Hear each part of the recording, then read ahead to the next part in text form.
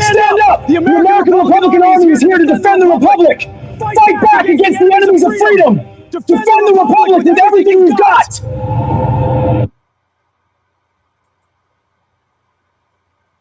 Okay, we're doing our first podcast of the ARA. Did you hear that? Yeah. Good, okay. On here, you probably, it's got a thing on there, a share thing, where you could probably share things if you wanted to, if you could figure that out.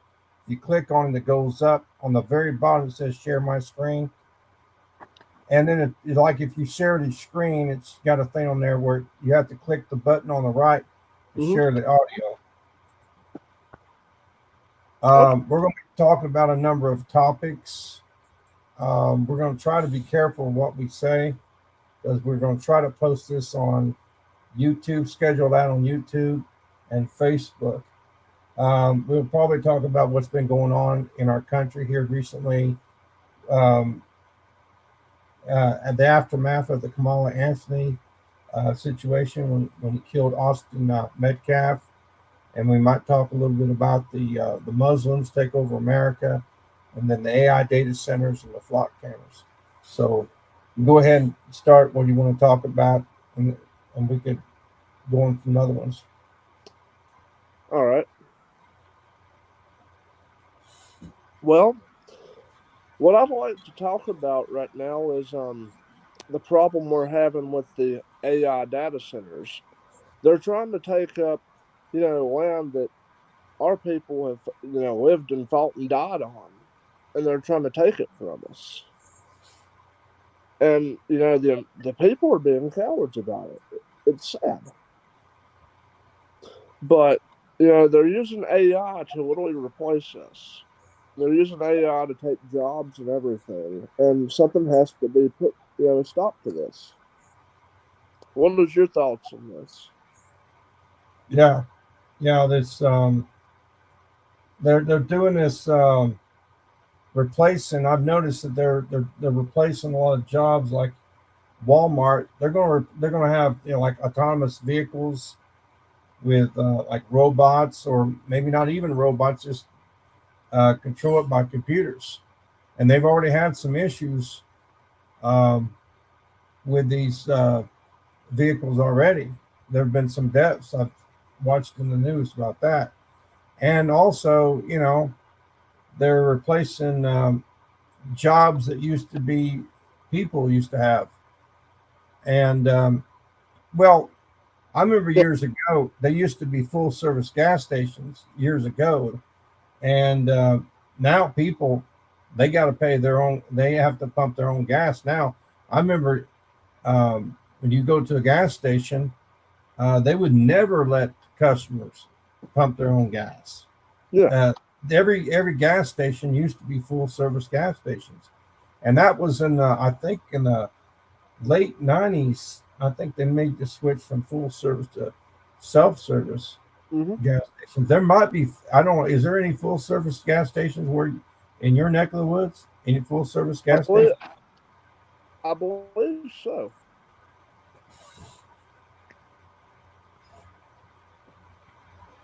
There is some.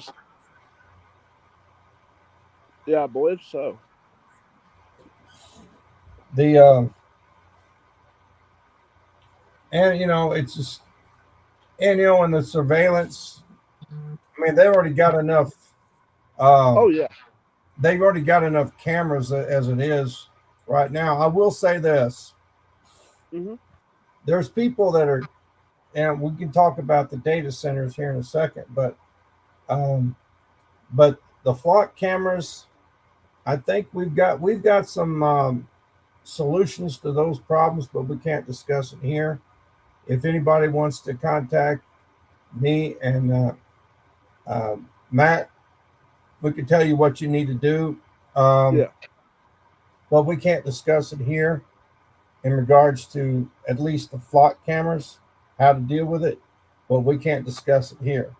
But you have to look out. You have to look outside the box. You have to look outside the box. But believe me, there are steps that you can take. There is one I'd like to bring up that's I actually recommend. Yeah, but we can't we can't talk about it. Remember, we No, can't talk. no. This ain't bad. Okay.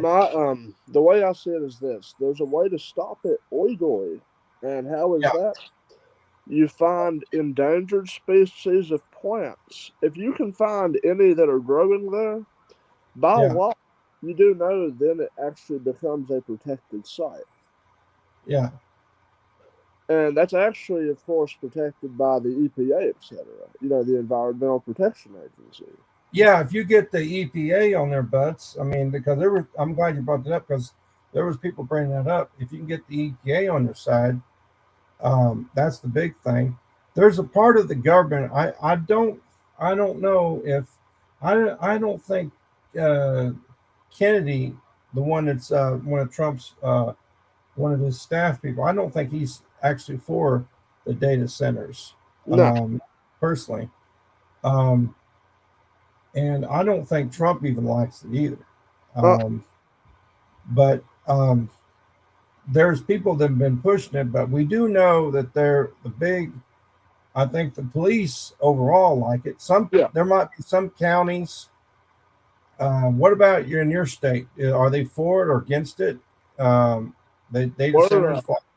We're very much against it, but Northern Virginia is pushing it very, very heavily. Now, as of recently, though, there's a county in Northern Virginia that have voted heavily against it.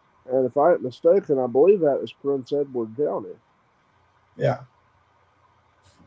But can you want to share? You want to share that and show some of the stuff with us? Shares. You can share it on the share screen option down there. I don't know how to do that, but you don't touch the red button. That's the record button, but it's the arrow button that's going up. You click it, and it shows share my screen. Do you see it? It's the bottom right hand. It's the bottom left hand side. It should be on your screen.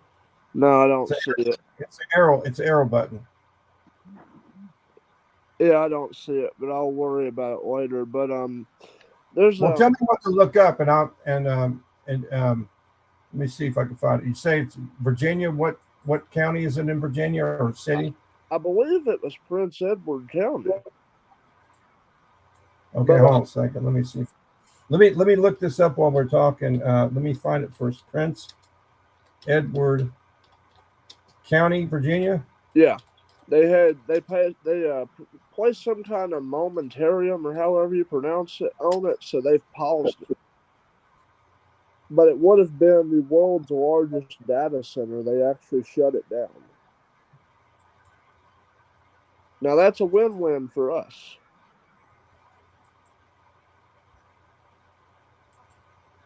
Okay, here it is right here. I don't know if you can see it or not.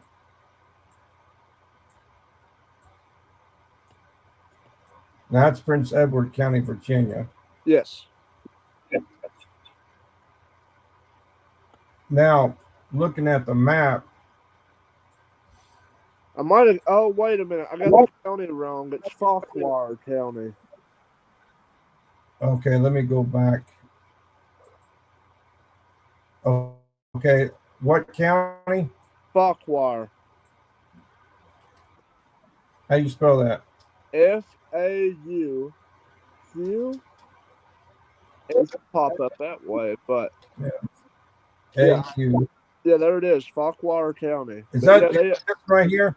Yeah, they actually posted a momentarium where they actually paused the data center construction. It would have been the world's largest data center, but they actually shut it down, which that is a win-win for us. Yeah, there it is, right there. Okay, here I'm gonna try to. It's right here. It's let me see. Actually, I can scroll it down.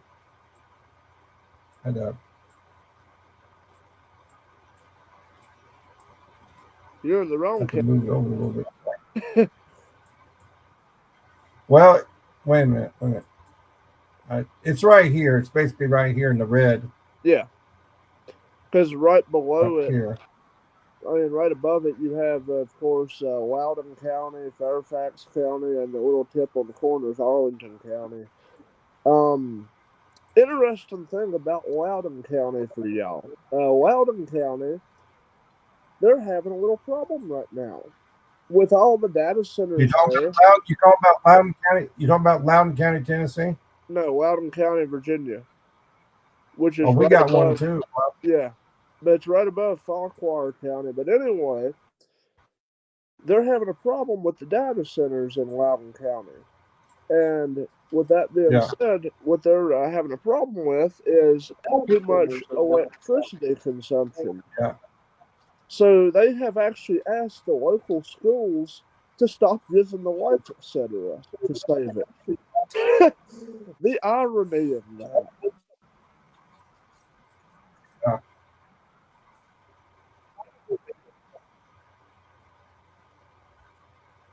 I'm going to show you something here. This isn't what we've been talking about, but it just shows you how many we've got so far just in Tennessee. This is just for traffic camera. Now these right here, those are the flock cameras. Is live.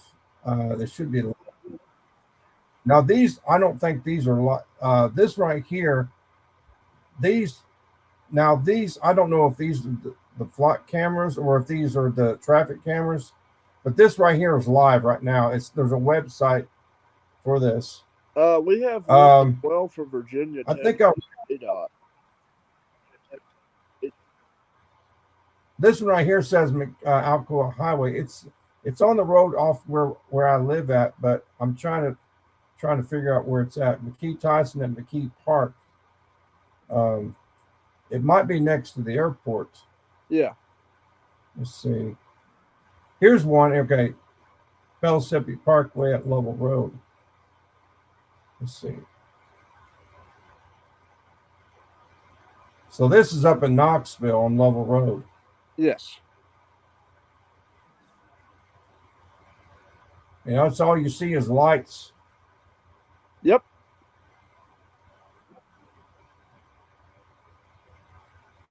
Let me see. Now, what is your state cameras called? The state highway cameras in your state called? Ours is called TDOT. What's yours called?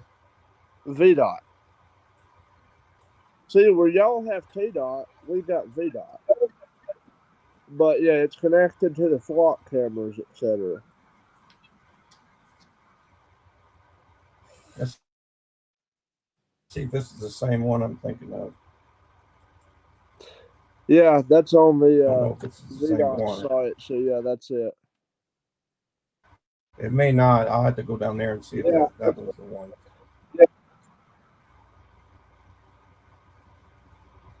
Yeah, because 511, that's the number you have to use for when you're on the interstate to report stuff. I think it was the other one. Give me a second here.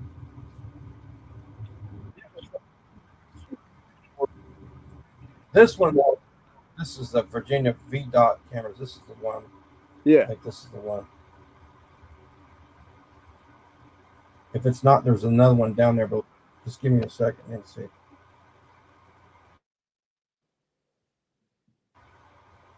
Wait a minute, I think I've seen it.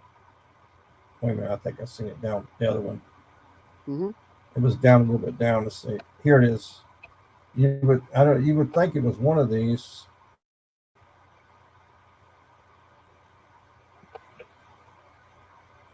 No, that one's not alive because it says Apple Store, so that's a download. So yeah. Oh, this one's the live road camera. This one should be the one. The first one here. It's just having a hard time getting it. Oh yeah, it just shows the thing on the side where it's at. It's just having a hard time loading up. Yeah, I got you on that.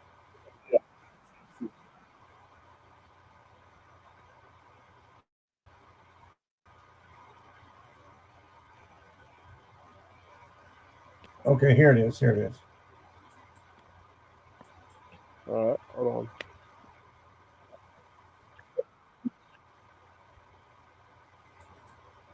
I just showed a screenshot. Let me see. Let me see if this one shows it. Now they're really not doing it like they are in Tennessee. It looks like they're making every effort to stop it. I mean, it just screenshots on it here Yeah. on the Virginia. Those are just screenshots.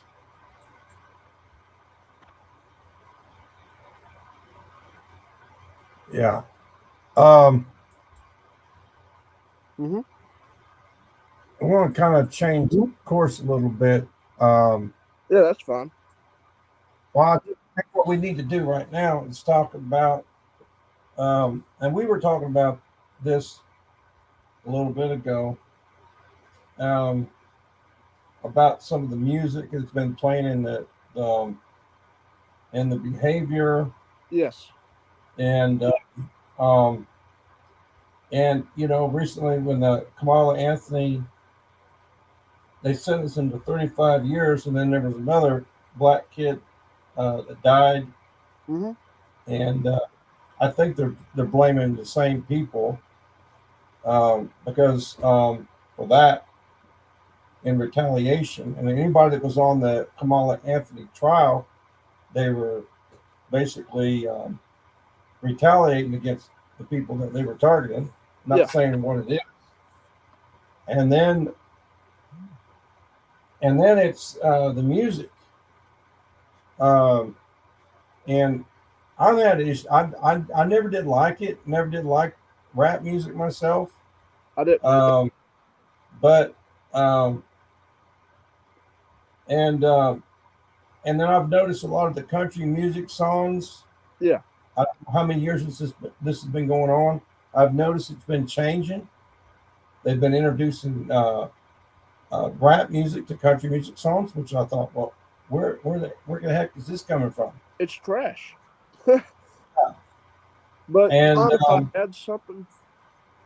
yeah, before that, I was going to say something real quick. Yeah. The um, the I forgot what I was going to say. What was I saying? Something about the, oh yeah, and there's a lot of people that have been um, who don't not pulled up their pants, who've been walking around with their pants below their butt, basically. Yeah, no And, common sense and no manners. I agree with you. yeah, and they use stabbing someone in the heart and say that's self-defense. Yeah. Now we got someone right here. I'm gonna see if we can get him in and see what he has to say. Um, it's 8K. I don't know who 8K is, I have no idea. and see what he has to say.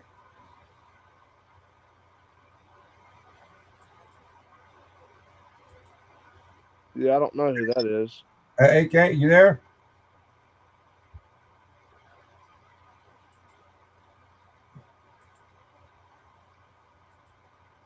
Trying to unmute him. It's not letting me unmute him.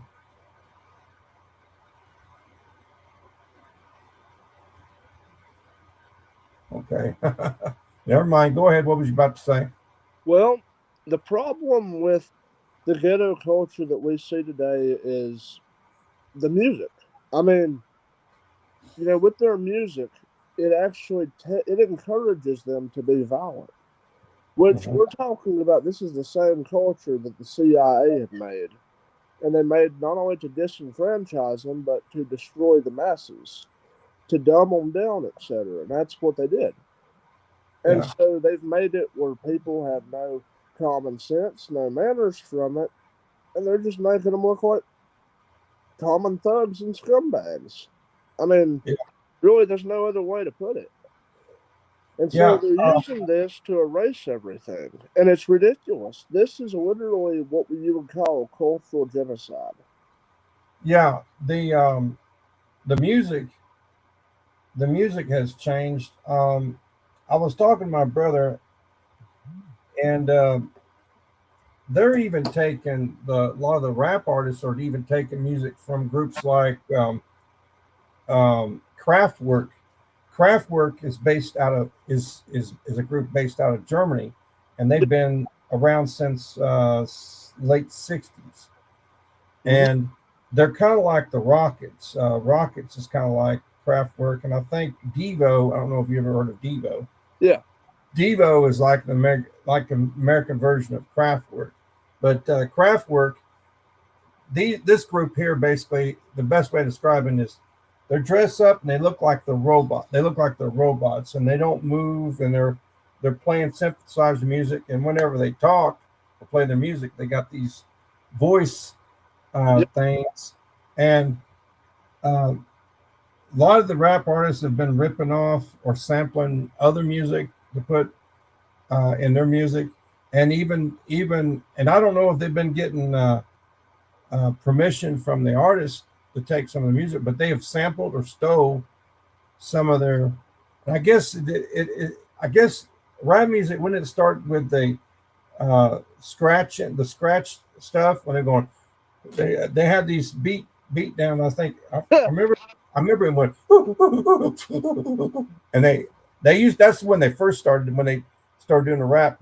yeah. They used to have, I forget what the name of the group, the I don't know if it was the Fat Boys or some group, Run DMC or some other rap group. Mm-hmm. And I used to follow it, and I just never got into it. Well, I mean, if you think about it, it's all the same, really. They always talk about killing, drugs, etc., and then they try to live out that life and influence it on the youth. That's why. And then not only that, they won't come out. They won't use the real name. Like for example, country music artists. How many country music musicians do you know uses a fake name whenever they come out? They don't come out saying, "Oh, I'm Ice-T," or "I'm Ice Cube," or "I'm like Whoopi Goldberg," or "I'm Casey Ice," or those are fake names. Those aren't the real names. I mean, I can't see how someone could be called Ice-T. You can't even understand them half the time, anyway. Yeah. I mean, really. I mean, I'll be honest. I've never liked it in the first place either. So Yeah. I mean, I've always just stuck with, traditional outlaw country like Waylon Jennings, Merle Haggard. Yeah, and in the '80s, now I like the '80s rock music. There was no rap music, and I never could understand why Aerosmith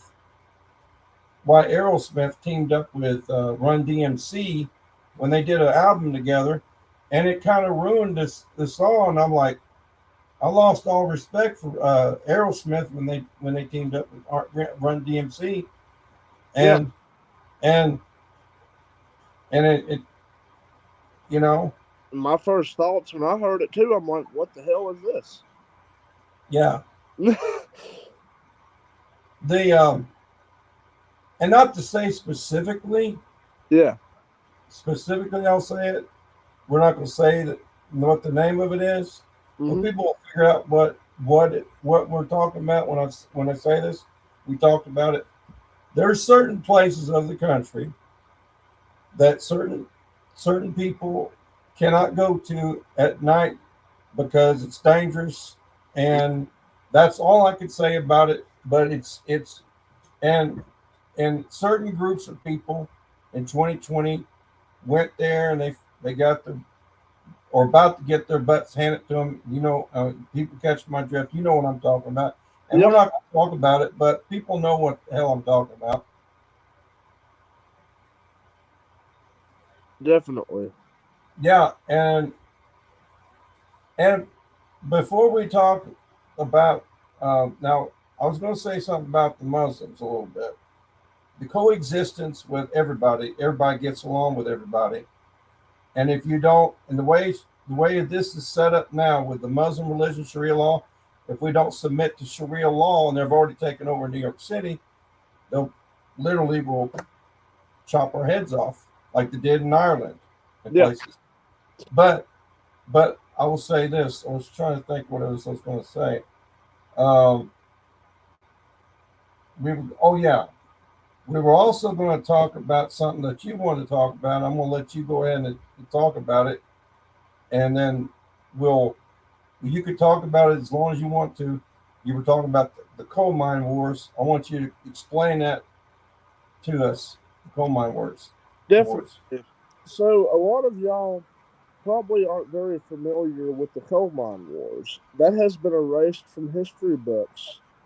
But you had many former Confederate soldiers, along with their grandchildren, etc. They were sent to the mines because, their opportunities in life, they didn't really have much during Reconstruction. So they went to the mines, whether it was coal, etc. And so a lot of them, as soon as they got the jobs in the mines, these carpetbaggers, aka the Northerners, they were trying to basically own everything the Southerners had. Then they took ownership of the mines. So their money was no good, and they were basically living off a script, or as we call it, a loony, which is mining money. But they got fed up with it. And this actually eventually led to them taking arms against it, against the system that was trying to enslave them. And where was this at? This was in Appalachia. This was in Ludlow, Colorado. This was in West Virginia. This was in Southwest Virginia, East Tennessee. East Tennessee, you actually had the Coal Creek Wars. Then you even had in Kentucky, Bloody Harlan. West Virginia, guess what? Blair Mountain. Then you also had, of course, even in Southwest Virginia, you had it at the Pocahontas coal mine, which I had many of my family as well that were in it. And they were actually killed in the coal mine wars, including, of course, my great great grandfather. And he was also a great great nephew of, Virginia patriots from Southwest Virginia during the war between the states. But they were actually forced to be under the institute that wanted to control them. So you had the carpetbaggers trying to control everything they had. And in the coal mine wars, this was the first time in history that your very own military dropped bombs on coal miners and their families, forced them to be intense to starve to death. And the miners, they had to fend for themselves and for their families. They had no support except for the local miners. And that has been erased from y'all's history's books. But that right there is the coal mine wars.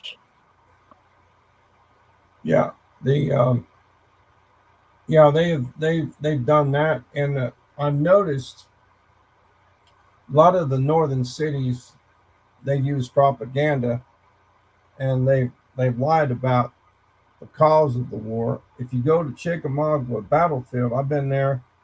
It's in southern Georgia, and I'm trying to think. I think I got something from Chickamauga. I think I got something there. I used to have something, but it was like a rock, and it looked like it was burnt. And I was down there several years ago, and they got what appeared to be a railroad right inside of Chickamauga battlefield, and then they have like this lookout tower there. I don't know if you've ever been there, but um, they said it was the second bloodiest battle in the war between the states. Yes.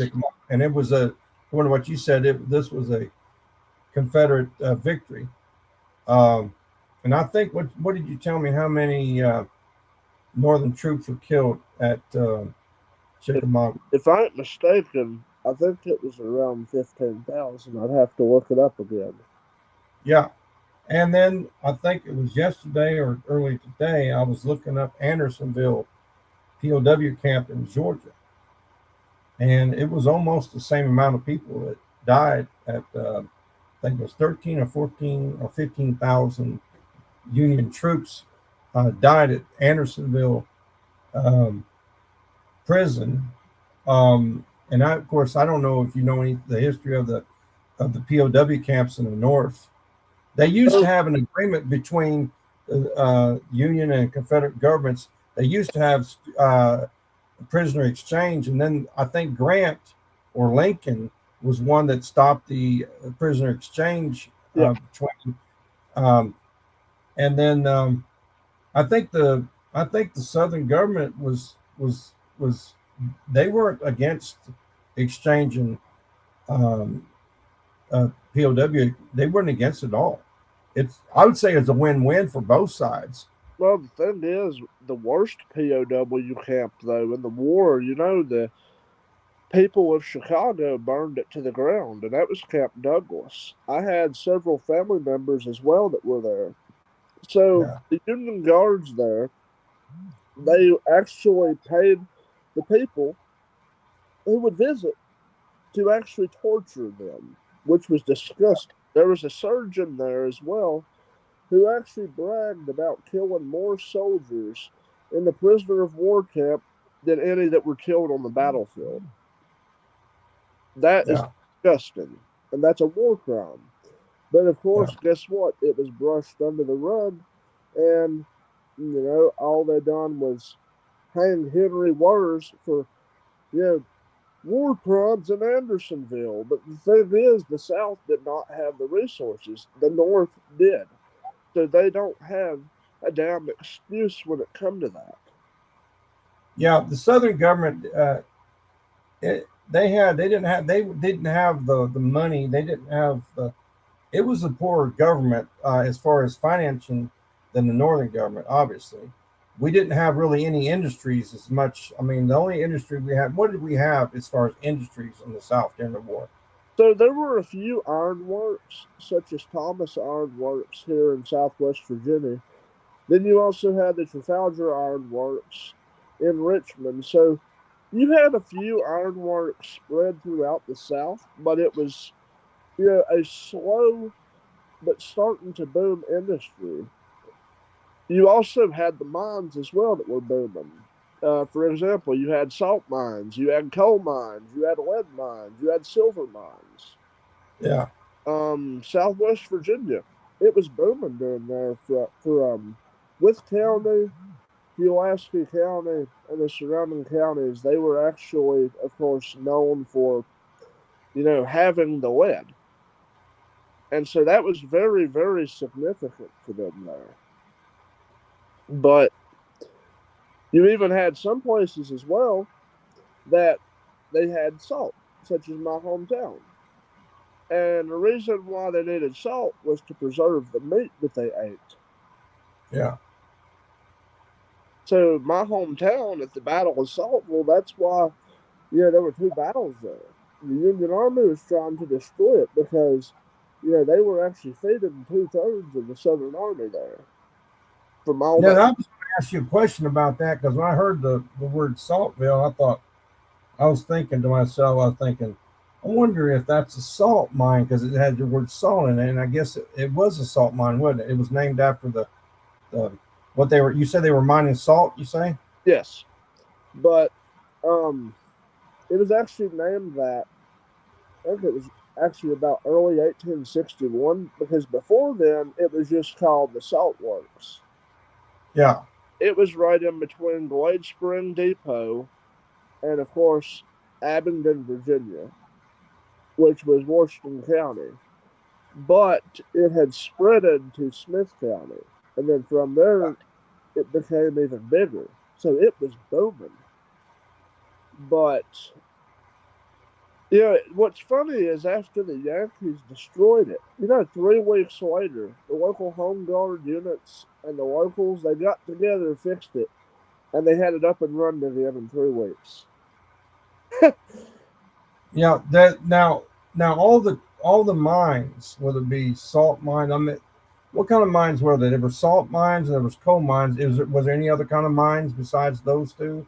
Lead, Uh, lead mines. What else? if I'm not mistaken, you had iron mines Iron mines. and silver. Okay. Now, um, yeah, I'd like to know where those are places. Silver mines, but if they're still in, but every one of them were connected to the railroad. The railroads, the trains could Yeah, get in that one of them, right? yeah. From that area, you actually had the Virginia Tennessee Railroad. Yeah. And And if I'm not mistaken, and I was going to do a video on this, I'm actually working on a project. I didn't tell you this. I'm trying to construct and this is going to be in the near future. I'm trying to construct a vehicle that could go on these old abandoned railroad tracks. There's supposed to be a map of every state, yeah, and I was going to go on my YouTube channel. I was going to go and to about every state there is, and document on YouTube these abandoned railroad tracks, and I was going to construct a vehicle very similar to like a go-kart, yeah. and they're supposed to have are supposed to have a map of all the abandoned railroad tracks in every state. I'm sure you have some abandoned railroad tracks in Virginia.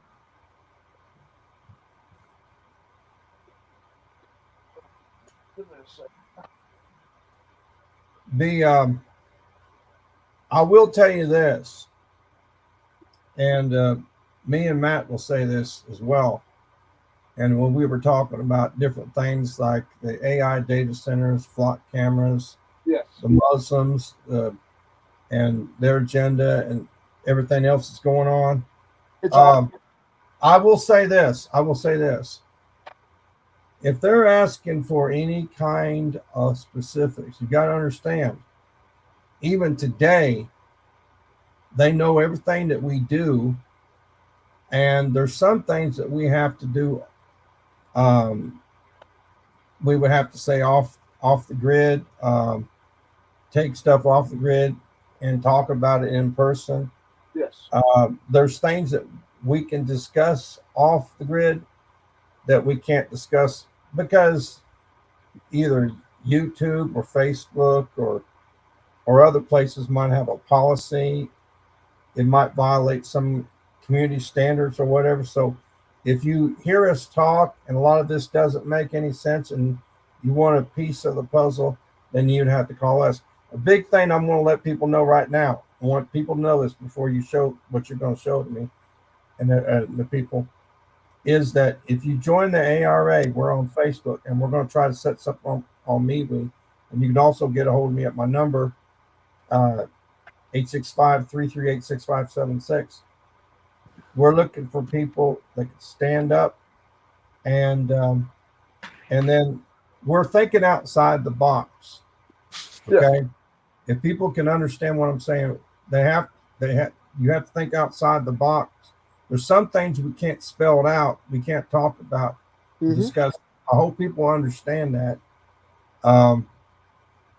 And all we want is our freedom back, like we used to have a long time ago.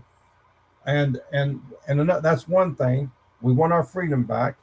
Number, when it says in the during the revolution, give me liberty, give me death. Yeah. So we want our freedom back.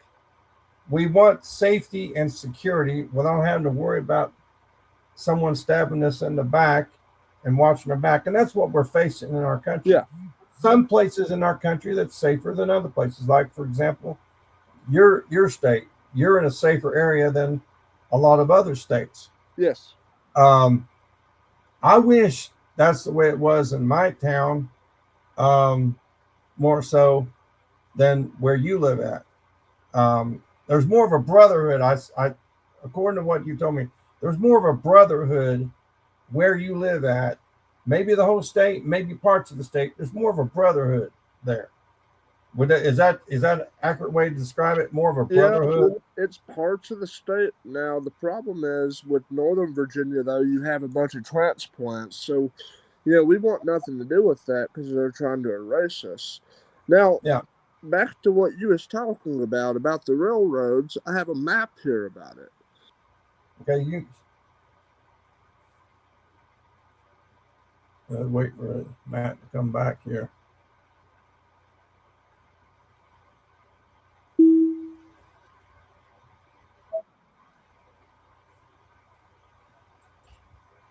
Okay, yeah. Well, technical difficulty. Okay, what was you saying about the map? So right here, I have a map here, and if you can tell, all of what you was talking about, they're all connected to the railroad. This is a hand-drawn map of the railroad to North Carolina, Tennessee, and Virginia. Are these abandoned or current railroads now? These are abandoned. Now, how many you got on there? So you have the Yadkin Railroad, you have the North Carolina Railroad, which was of the Piedmont Railroad. You have the Wilmington and Charlotte Railroad. And you have the Rutherford Railroad, the Wilmington and Manchester Railroad. You've also got the Statesville Railroad, the Atlantic Railroad, the Raleigh and Gaston Railroad, as well as, let's see what the name of that one is, the New Bern Railroad. But it was all connected to the major cities. All these railroads were. Yeah. Now, I have a question for you. The railroads that you're talking about here. Yeah. I don't know if you've been there or not. Do you know how good a condition these railroad tracks are at this time or not?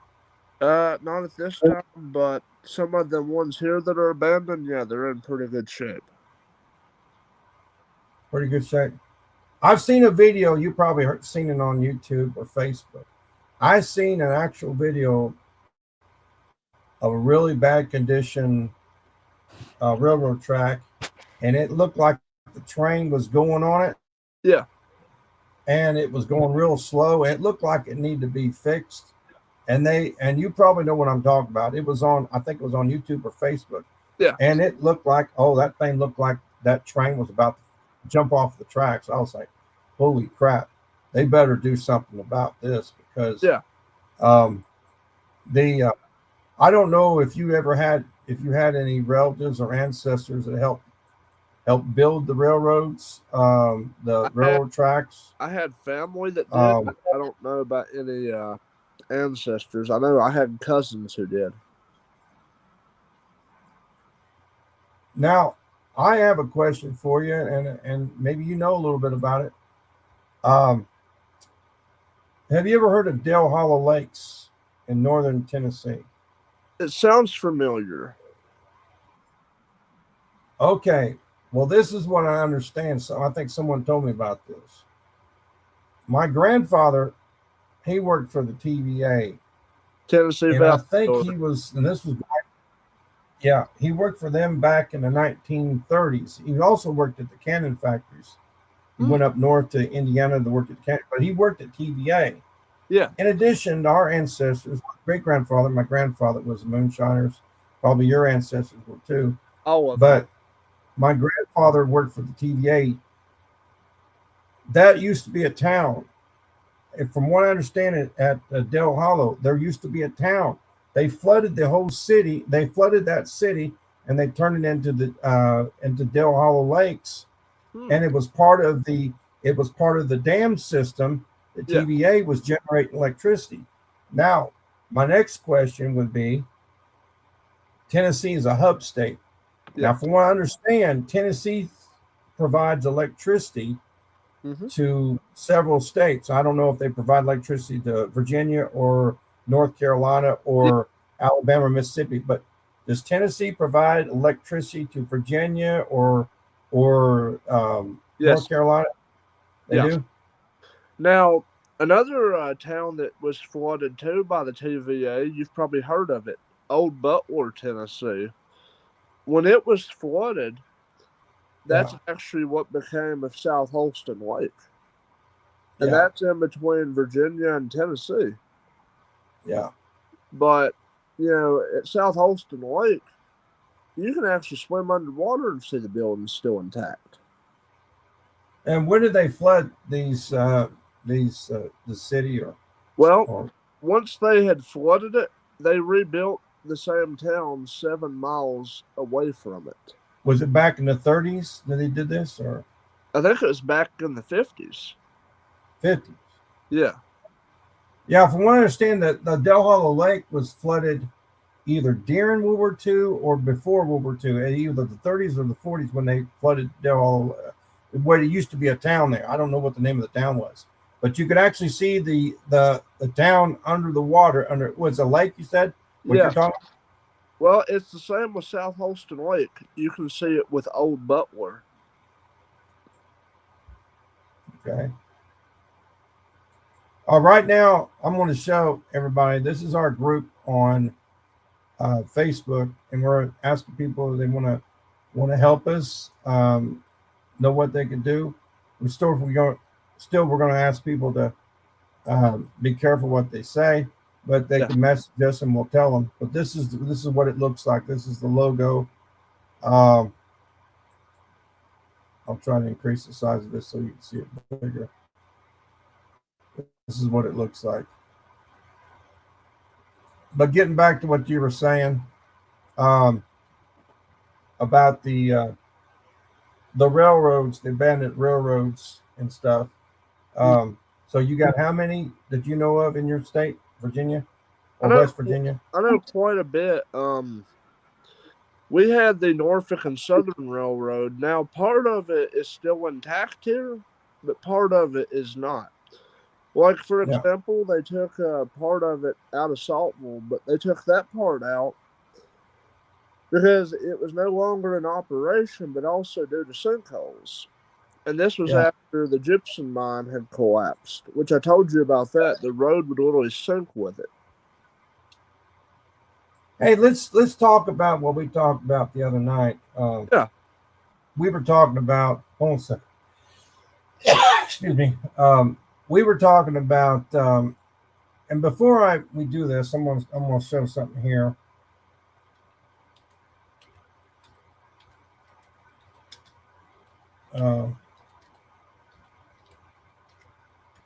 Tell us about the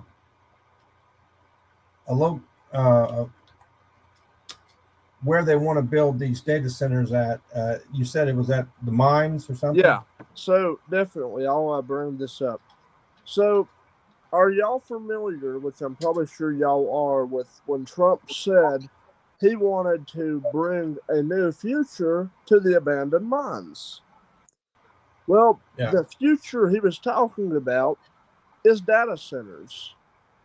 So what is the problem with this, you may ask? When the ground is mined and mined and mined, and it's abandoned for so long, the ground is unstable. So you have sinkholes, and of course, if it's, guess what, on a fault line, you're going to have problems. And of which, I think I showed you the map of the fault line. There's one that goes from my area all the way to yours. But once that ground is unstable, it will fall in. Every mine shaft will collapse. It would bring the entire complex down with it. And you're talking about people who live in this area would be affected by it. So really, it becomes a liability with the douchebags trying to put this in. Yeah. And then the ones trying to force it, they wait for any disaster to happen so they can, of course, claim eminent domain and then take it from you. And now we're going to be looking this up in a second about a little bit of the data centers. I'm going to show that in a little bit, but before we do that, I'm going to show a map of Virginia when we talk about the abandoned railroad tracks, and I'm going to show you something. This is Virginia right here. You can see it. I'll have to get that thing off there where it shows the close thing there. I have to get that off there. This is where it shows in black right here. Yes. And it shows the areas right here, like it's got an indication right here. It just shows, and that's quite a distance.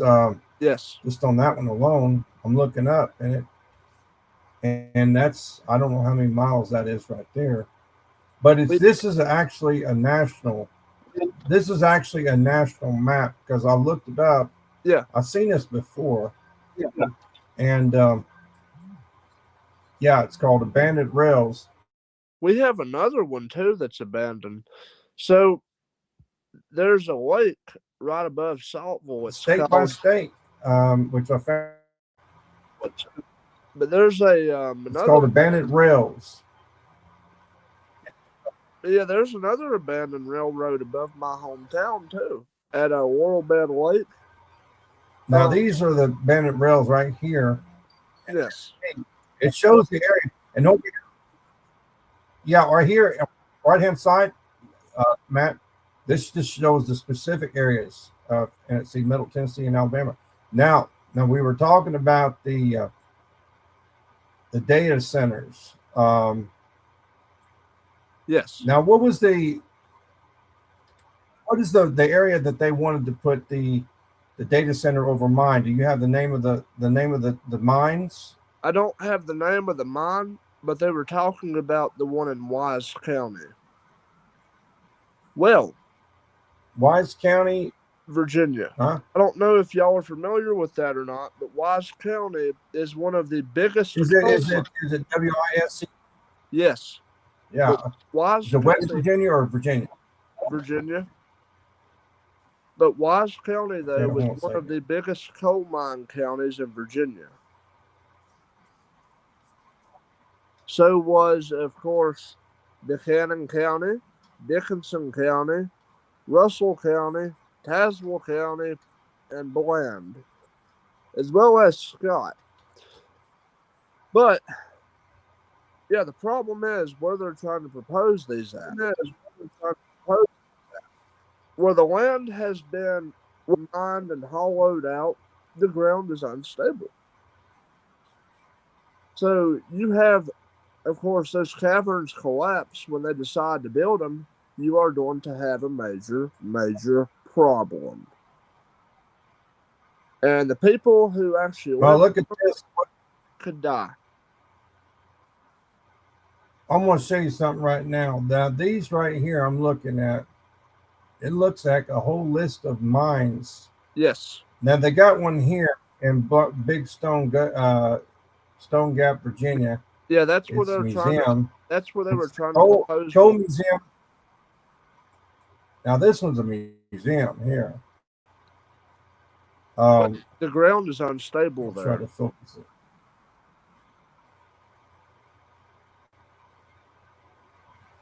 That's what it is. The Harry W. Meter Jr. Coal Museum. Yeah. And that they close it down sometime. They got here now. These may be still open or closed. I don't know. Here's one at Red River Coal Company Incorporated, and this one's got a website. That one actually is open. But yeah, it's now that. Do what? Okay, this one's Kentucky, but it says the Kentucky Coal Mine Museum. Looks like that they probably shut anything that's museum is ones I'd say they close those down. Even if it's been shut down, the ground is still unstable. Yeah. This was the A&G Coal Corporation, and this was in Wise County, Virginia. And this one here, it shows here. I think it shows a picture. I want y'all to think about something here with that, though. With these abandoned mines, you could possibly have a repeat of the same town in Pennsylvania that has been burning now for almost 40 years. Yeah. Now, where is that at in Pennsylvania? I'm trying to think what the name of that place in Virginia. I'm trying to remember the name of it, but it's been burning for 40 years. The entire town had to be evacuated. And toxic gas would actually arise out of it. But if you were to be an idiot and, of course, put a data center there, you would probably kill everybody around you with that, especially with all the hazards coming from it. Okay, it's called Centrella. Yes. Smoking vents. This is the Centrella, and from what seen in the video, it's been a few years ago, they didn't know it at the time, but they were going to burn. This was something stupid they did. They were going to actually burn the dump, burn the trash, but they didn't realize that the trash was right there at the coal mine. Yes. And somehow it got into the coal mine and it's been on fire. And I don't know if this happened in the 70s or it happened in the 60s. I think it was sometime in the 70s or early 80s when they If I'm not mistaken, I believe it was around 1975. I got a buddy of mine in New Jersey who would visit it quite a bit, and he told me a little bit about it as well in Centralia. Okay, But, let's see. yes, we could have a repeat with that, though, if they were to construct these on these abandoned mines. Oh, here it is. I'm gonna try to share this.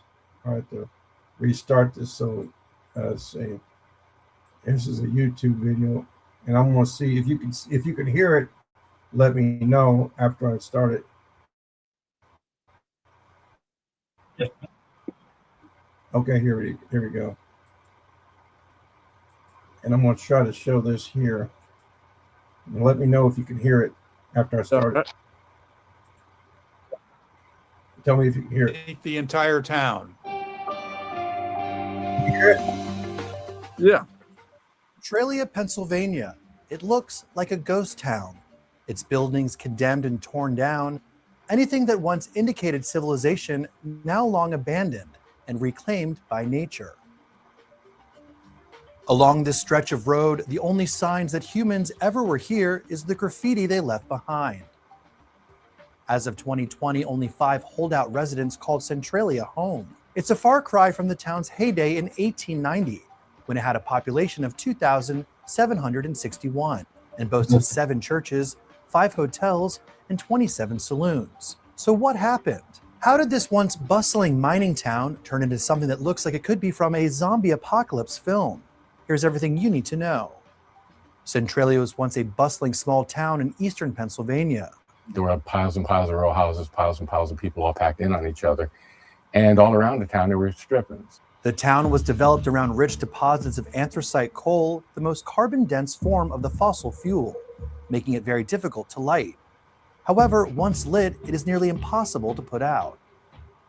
As the town grew, so did its trash problem. When the trash piled up in landfills, they would initiate a controlled burn of the waste. However, when a controlled burn began on May 27, 1962, the burning debris caused a hidden underground coal mine to ignite. The animation in this PBS special shows how the fire spread into a maze of underground mines. This was the beginning of the end for Centralia. Crap. They had created a Newtown landfill at the beginning of 1962, and they put it in an old strip mine pit.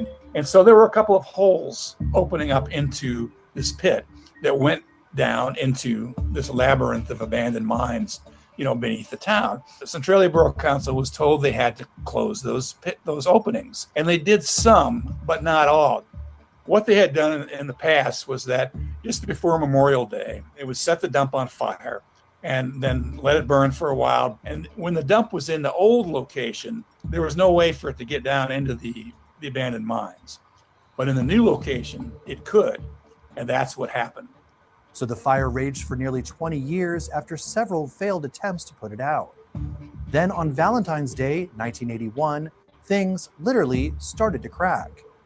On that cold winter day, 12-year-old Todd Domboski saw steam rising from his grandma's backyard. This documentary clip from The Town That Was features a rattled Domboski recalling the moment the ground fell out beneath him, nearly swallowing the adolescent in a fiery mouth of burning coal. I seen smoke, so I went over to see if it was the mine fire, and when I did, I just fell right through. Todd Domboski is one of the key figures in this story. He dropped into a subsidence hole that opened in his grandmother's backyard, saved himself by grabbing onto a tree root. Fortunately, his 14-year-old cousin was nearby and heard him yelling, but then saw his orange hunting cap, reached down, grabbed him by the coat, pulled him out, saved his life, no doubt about it. After the harrowing events of that day, the town could no longer ignore the growing fire. However, solutions to contain the fire were greatly expensive. Eventually, the US government decided to spend $42 million on relocating the residents out of Centralia, with the majority of people settling in neighboring towns, such as Ashland and Mount Carmel. They actually did their first project in the summer of 1962, and they had actually turned down an offer by a local coal mine operator to come in and dig out the fire for $175 in exchange for all the coal that he could recover. And that was turned down for reasons that probably had to do with ownership of that coal. The guy from the Bureau of Mines, Charlie Keebler, once said to me, somebody owned that coal. I couldn't just give it away. Now, 64 years and millions of dollars later, experts estimate that the fire could continue to burn for 250 years. Despite the danger of new sinkholes opening up, the Centralia fire has beckoned curious tourists from all over the world. Visitors are still warned not to inhale the noxious fumes emitted from the ground. The town's unique history has been covered extensively in David DeCook's book, and even inspired the setting for the film Silent Hill. Fire started 30 years ago.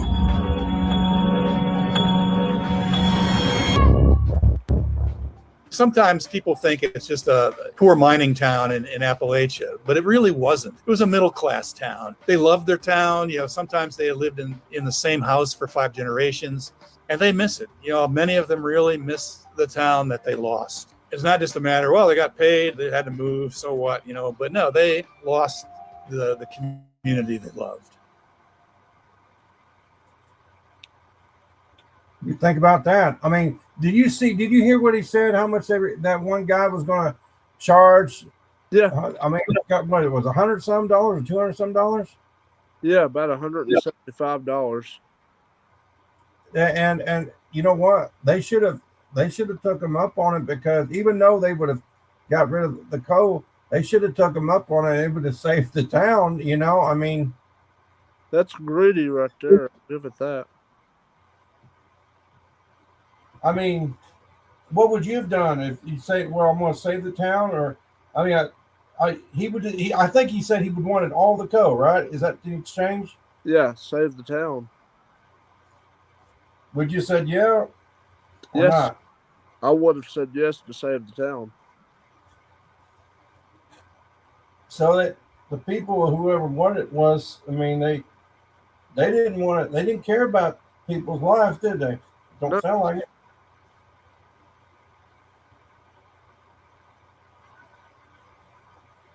But yeah, this is the future that could happen, for us with the data centers, them trying to put them on top of mines or former mines. This is what we need to look at, what people need to look at. Yeah. Now, my question is this. If this guy was only going to charge some, like $100 some, and he would be able to put it out, do you think he would have been able to put it out? I mean, be honest. Do you think he'd have been able to put it out? Probably not. How fast it spreaded? Absolutely not.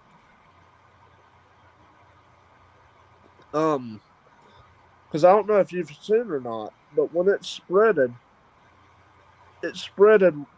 within a matter of days. Yeah. It was actually further back than I thought it was. They said 62 is when they set it on fire, the dump on fire.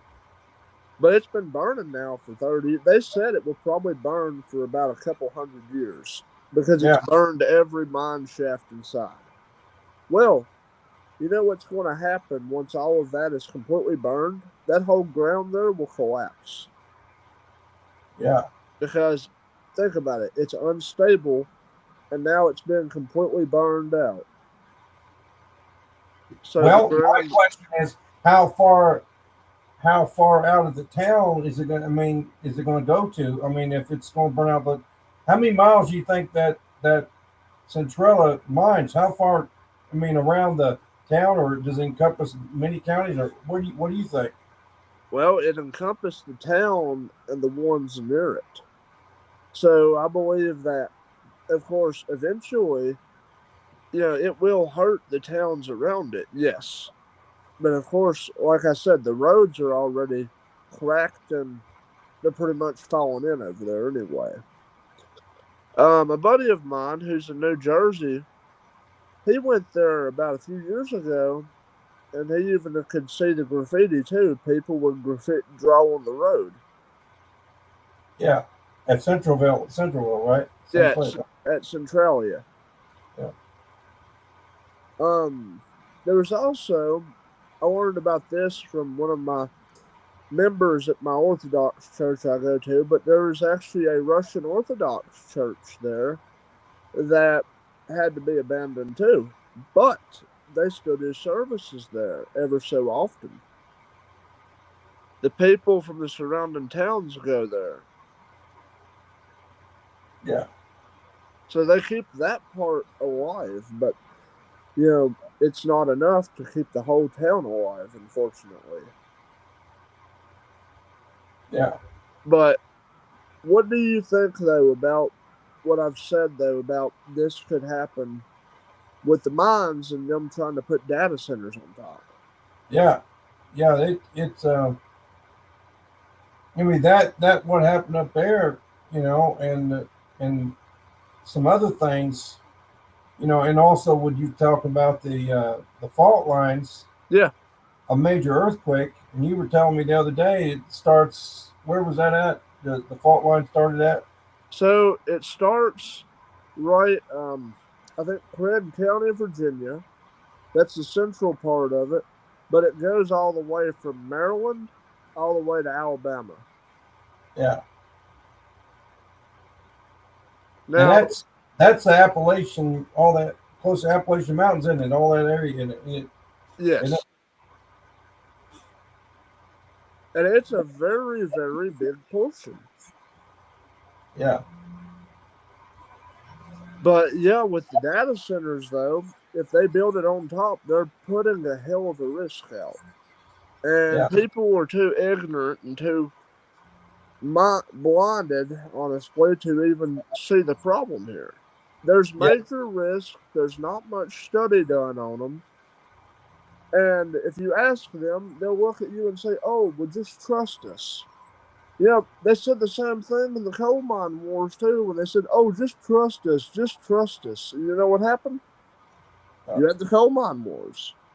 Yeah. Coal miners versus the corporations versus the government.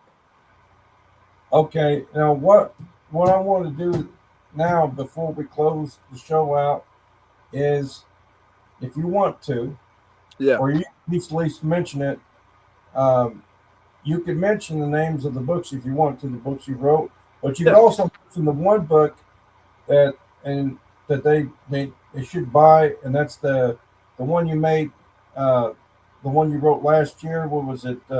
Chemtrails Over Dixieland. Yeah. The one I'm trying to get that one. Chemtrails Over Dixie.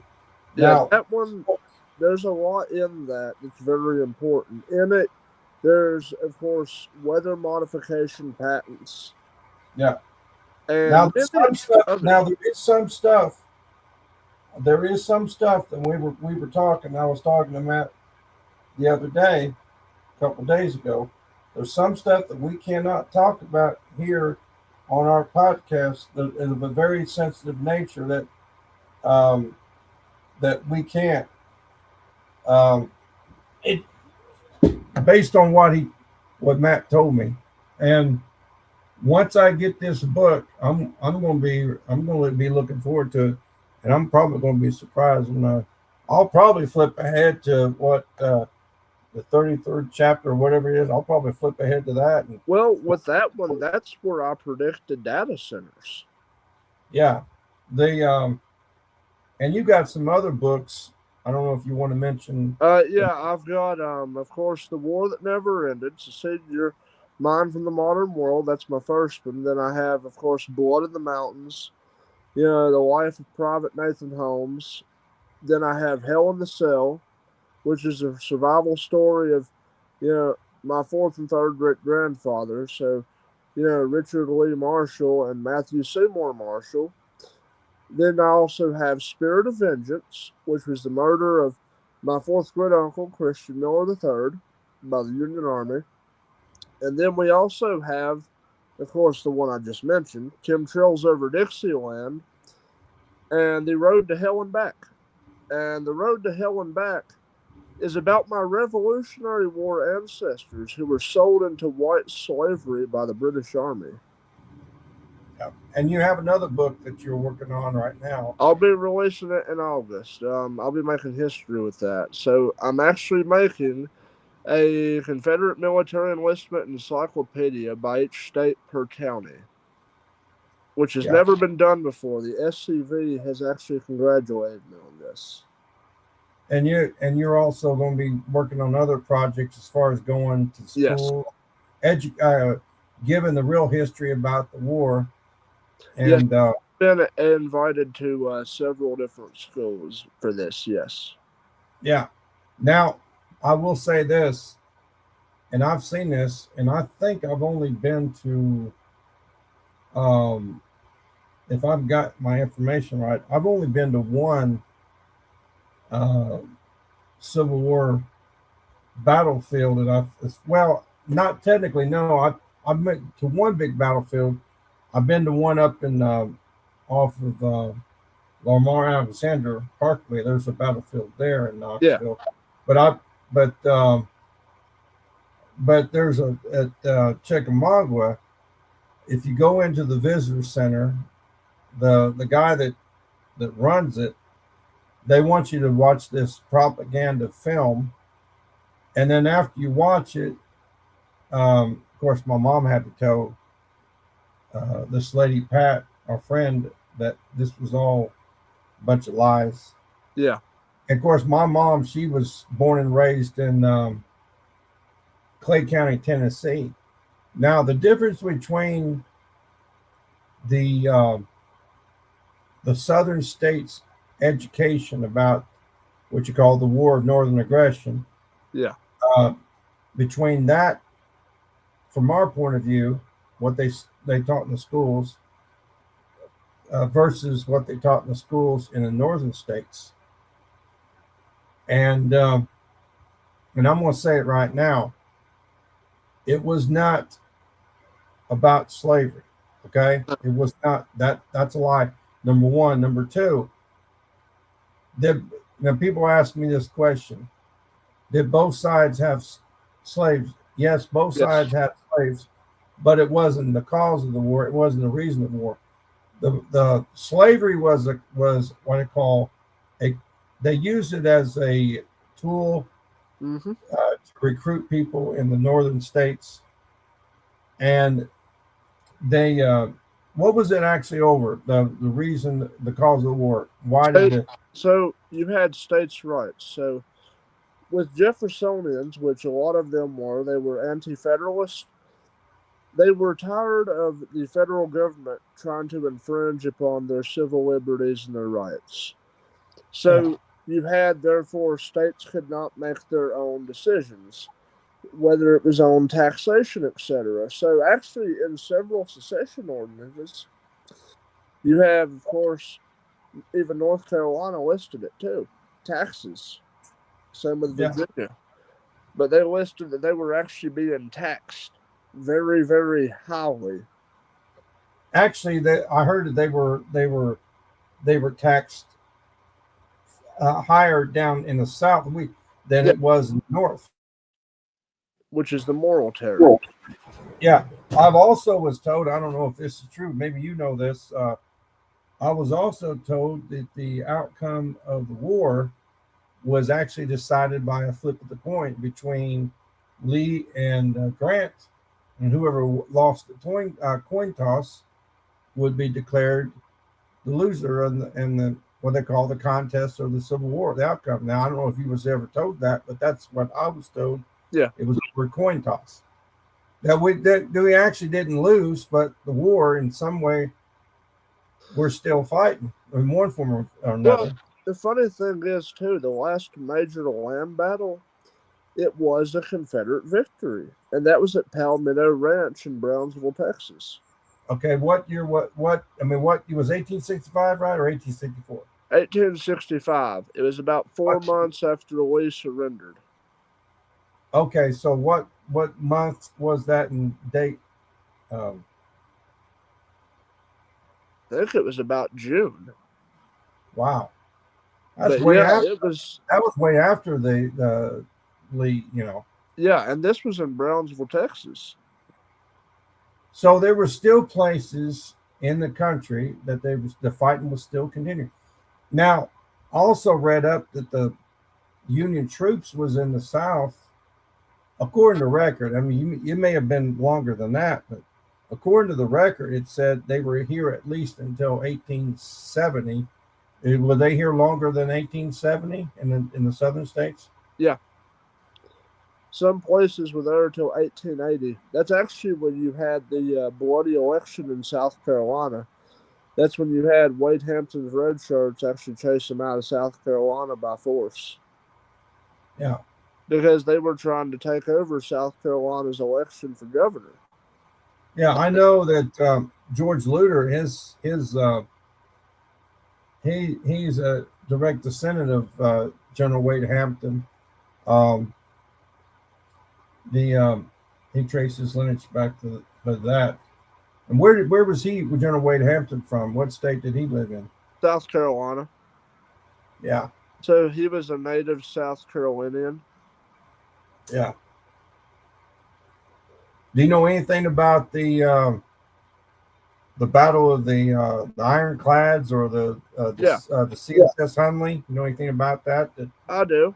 So the CSS Hunley, the HL Hunley, it was actually the first submarine, and it was actually made by a man from Mobile, Alabama. But it successfully sank the first ship in history. And what was that? That was the USS Housatonic. Mm-hmm. Yeah. But they actually did find it was the Hunley in the early 2000s. Well, actually, when they did that, from what I understand, they didn't get back far enough because the concussion of the explosion actually caused the Hunley to sink too. I mean, and from what I understand, it was I don't know if it's foot, but it was pedal. It was a pedal powered submarine, and it didn't completely go under the water. Just the top part of it was above the water, and the rest of it was underwater.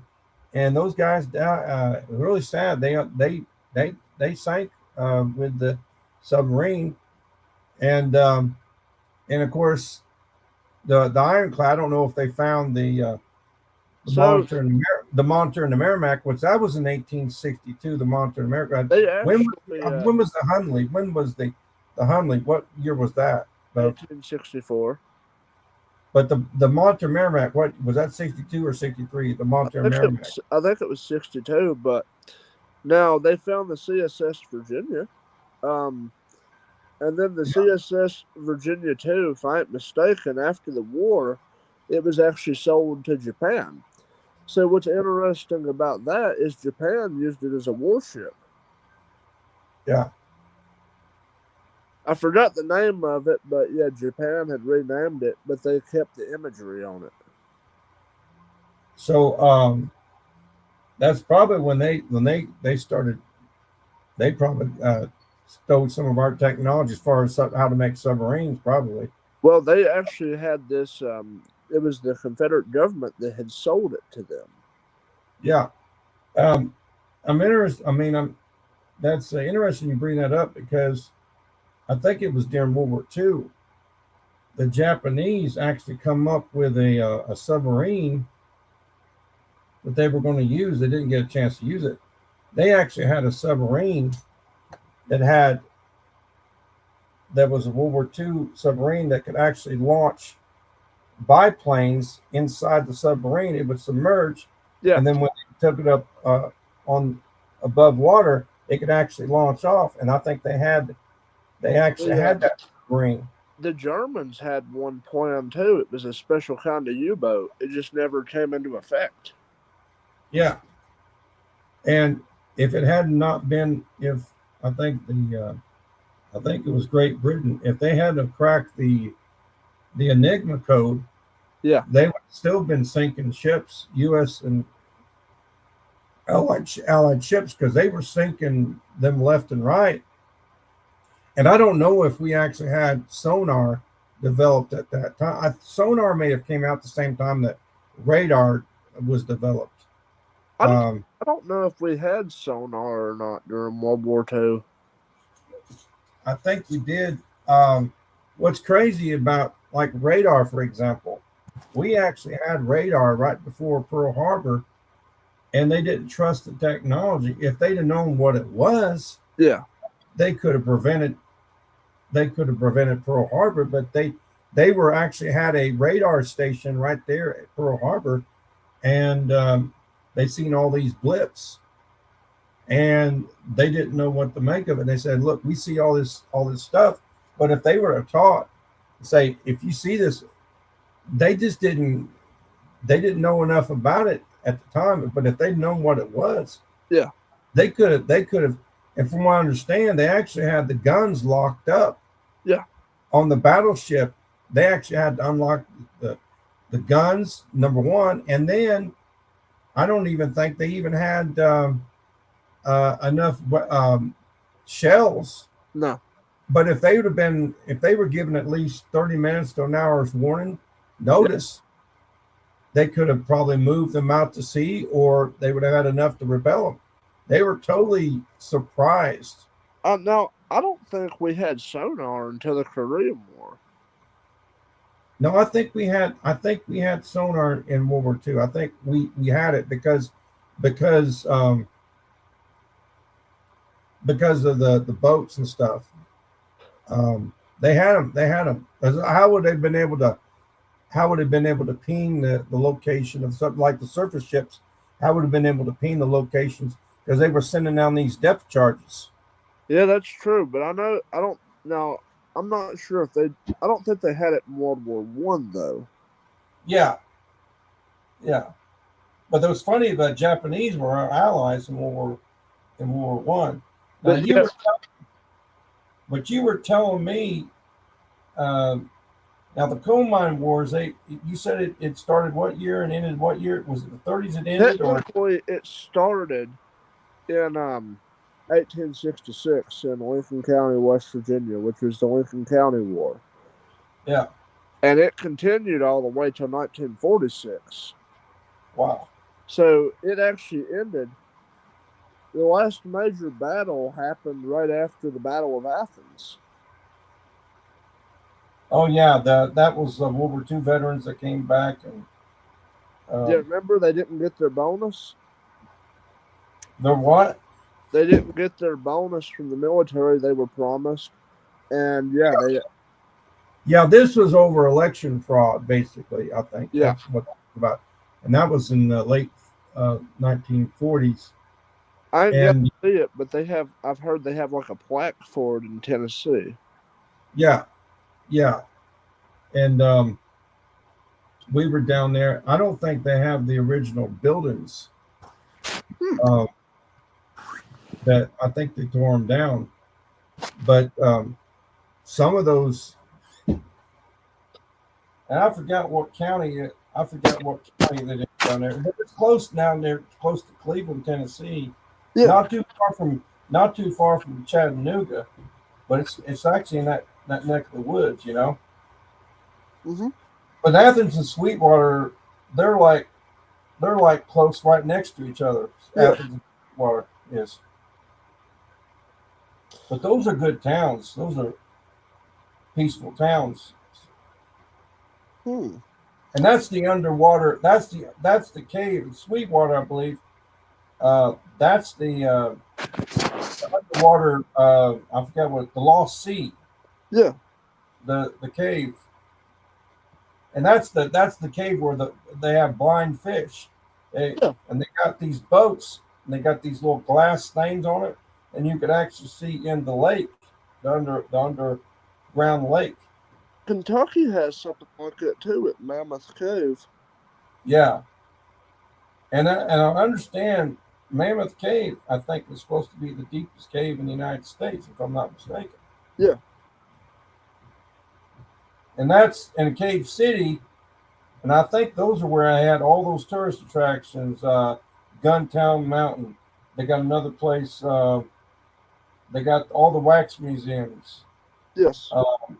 And they got the animal wax museum, and then they got the people wax museum. That's where they got President Kennedy and they got George Washington. These are all wax figurines. And then they got a real big tall, like 7, 8, or no, probably 9 or 10 foot tall replica of a polar bear. I mean, this thing's humongous. And they got that in there. It's probably the same. And they also got a TP. They got a TP place where you can rent like these motels. And each motel room is shaped like a TP. And like if you want to rent a room, you're renting a TP, but it's, I don't know what kind of thing's made. It's like a one bed. It's like a one bed. It's got a bathroom and stuff, and they're like one. It's like a bathroom and a bed, and it's a unique. It's like a tourist attraction, but it's called. I think it's called a TP museum, a TP motel. I don't know if you ever heard of it, but it's in Kentucky. Yeah, I don't think I've heard of that. Oh, it's really cool. Yeah, it's. Was there anything else that you wanted to talk about that we can go through real quick? I think I've covered about all. What about you? Yeah, that it's just you just need to check us out on Facebook. ARA, it's called ARA 2%, and we plan on possibly doing some events, maybe possibly protest or gatherings or marches. We plan on doing that. We get enough people. I'm actually making, I can't post it on here or even in the group. I can't post the maps. Yeah. But we will discuss what stuff we need, and we have discussed the kind of things we need to get in the members. And then when we get the people in there, and then we'll say, okay, this is what and I think it was a week or 2 weeks ago, I was saying, I put a thing in there and I said, this is what we need to get. And I wasn't getting into any kind of specifics. Yeah. But I was basically talking about stuff that we can't talk about, and then the more information I was getting, and then I will say this, and they're not talking about it a lot. There are some things that we could do, which I'm going to be doing a test, and I'm going to let some people know about it and see how effective it is. And you know what I'm talking about. And then, and I'm going to let some people know about it. And if it works out, I'm going to come to the conclusion that people probably don't need to freak out as much as they have been. I mean, don't panic, because we've got some options. Okay. Another thing too, this is something I think I could say. If they're worried about it, they have been voluntarily doing it, not even knowing it, but these things that they use, I'm not going to say what the name of it is, so you know what I'm talking about, on their phone, they've got the same, like if you're going from point A to point B, instead of using, I'm not going to say what it is, it's like it's like a digital version of a map, and you know what I'm talking about. And they've actually got these independent devices that people need to use, and when you're traveling, I suggest that there's a way to, if you got to bring your phone with you, there's a way to stop it from getting out. And then I can't even say what it is, because I don't want to. I will tell people if they contact me or in the group, because even that, it's crazy. We can't say anything we can't even say anything about it before it gets out.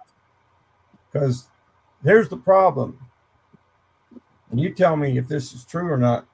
Even if we even say anything about it, they'll say, well, we're going to have to stop making this, or we're going to keep an eye on anybody that purchases this. Yeah, they'll use fear mongering. Yeah. And then even the headquarters of, you know, like, for example,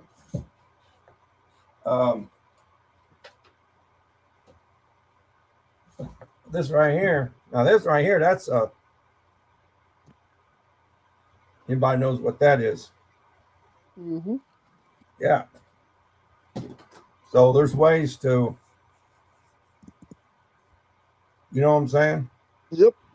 There's ways to deal with things, but I don't think what they've been doing, it's got too much attention. It got too much attention. What they've been doing right now. Yeah. How they've been dealing with it. I'll just basically say it. They're going after these flock cameras. Mm-hmm. Okay. There's other options. Yes. Okay. And that's all I'm going to say. That's all I'm going to say. There's multiple options that I can't talk about. And people are going to be like, what are you talking about? No, I can't. On video, I can't. Because I'm thinking in my head, they're going to say, oh, really? And what do you think they would say if I actually spelled it out? What do you think they would say if they got out to the wrong people? What do you think they would try to do? For one, you'd be listed as a conspiracy theorist, and they'd remove the options off the market. Yeah. Or being put on some kind of a list. Yeah. Big time. Or a shit starter. Mm-hmm. But I think personally, all this stuff that I've just come up, and it's really funny because I pray to God every day. I think the fact that all these solutions that I come up with when I was discussing this with people, I think God gave me and God gave you the answers. Yes. To the problems. If it didn't come at first, it'll come eventually. How to deal with it, and plus also, there's a lot of people that don't want these. No. And they've made progress. Some of the places, and you know, and I am kind of confused though. I am really confused because they've had these traffic cameras for a long time. I'm talking about the ones that are right there at the intersection, okay, which is completely different. Mm-hmm. And that's like if you go past a red light or a stop sign or something like that. And if you go right on red, I thought that going right on red was legal. I got a ticket in the mail because I was going right on red. I thought that's not breaking the law if you go right on red. If you look both ways, I think it's legal to go right on red, right? Or it's not. Is that against the law to go right on red if you look both ways? Not sure. Yeah, I actually got a ticket for going right on red, and I know what picked it up was the camera, the traffic camera, but those TDOT cameras. Mm-hmm. Is that a separate camera? Are those separate cameras than the flock cameras? Well, it depends. Now, I don't know if they're connected or not, but what I can say is this: the interstate itself, they have separate cameras, especially for work zones, etc. Yeah. We have one on I-81 right now, where they're working on I-81. They've got 2 cameras around there. Yeah. But it's because they're working on the bridges. if you've been watching the news, you'll probably notice if you got a television. I've noticed it when I watch television. They usually have traffic updates, and then they'll show the cameras. They'll show the cameras on there, and they'll say it looks like there's a road closure on that. Yeah. And those cameras are the ones I seen, and I was looking at the T-Dot cameras. Mm-hmm.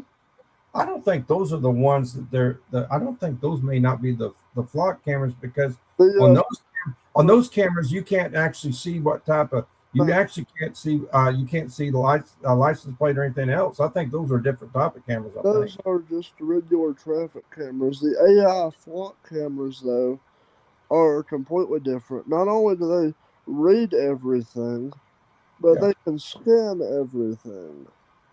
Yeah. All right, say you pass by, it can scan right through your vehicle and get everything on you. Yeah. Which, that, my friends, is a direct violation of the Fourth Amendment. Yeah. And I'm glad you brought that up, because that's what we've been talking about. And that's what I've been talking in trying to say there's certain things we can't talk about. And then please understand that's what I'm to tell people that watching this. Please understand that's what I mean when I say I can't spell it out to you. We can't spell it out to you, but we will tell you. Yeah. But we can't spell it out to you the normal way, if you understand what I'm saying. Mm-hmm. For security reasons. Well, if you care about freedom, yes, you know,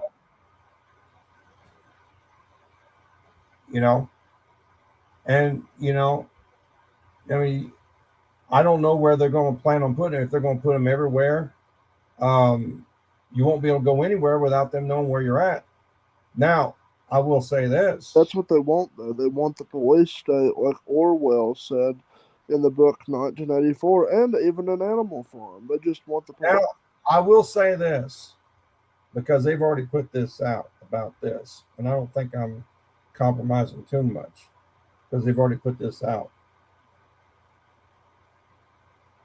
And I've been telling people to get certain type of walkie-talkies and stuff, which I'll get into that later at another time. But I will say this, if they're concerned about their phone, okay, the best thing to do is get wrapped in aluminum foil, and that'll kill the signal. And have someone call your phone, like you're on Facebook, and have someone call your phone and see if they can't reach it, then there's actually another thing you could do, which I'm not going to tell you what it is, but I will tell you in person what it is. You take that and combine that with putting aluminum foil around your phone and using the separate GPS system for mapping, not connected to your phone. You combine those two. You would get more. I think you would have more privacy. Oh yeah. Than what we are right now. Is there anything else you want to talk about, or we could talk about later? That'll be it, because I'll have to get ready for bed in a few, so I can work tomorrow. But like I said, join us on Facebook at ARA 2%. And y'all have a blessed day.